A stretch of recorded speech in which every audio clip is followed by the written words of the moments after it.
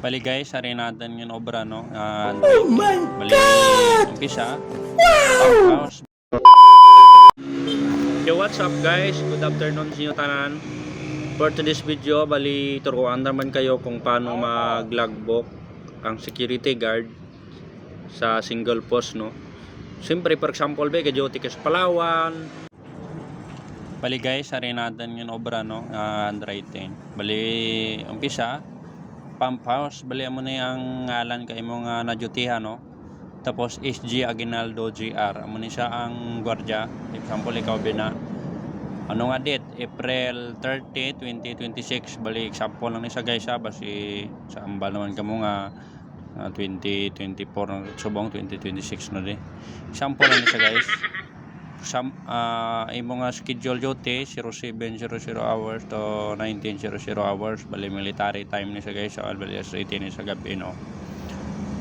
Umpisa, assume post duties and all responsibilities here in pump house, including all the following items that covered by this post.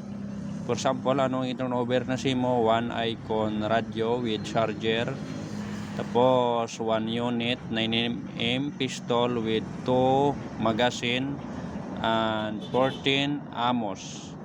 Tapos hindi nyo pagkalimutan guys, ilagay nyo man yung serial number, no? Muna yung serial number kanina, bari example lang isa guys, ha.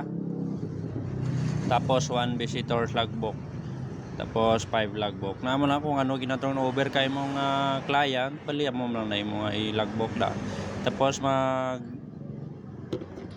umpisa na ka mo duty, bali sample ka mo lang na bala di magsulat. Anong oras. Tapos ang turnover naman, bali sa sunod ko naman ang video guys.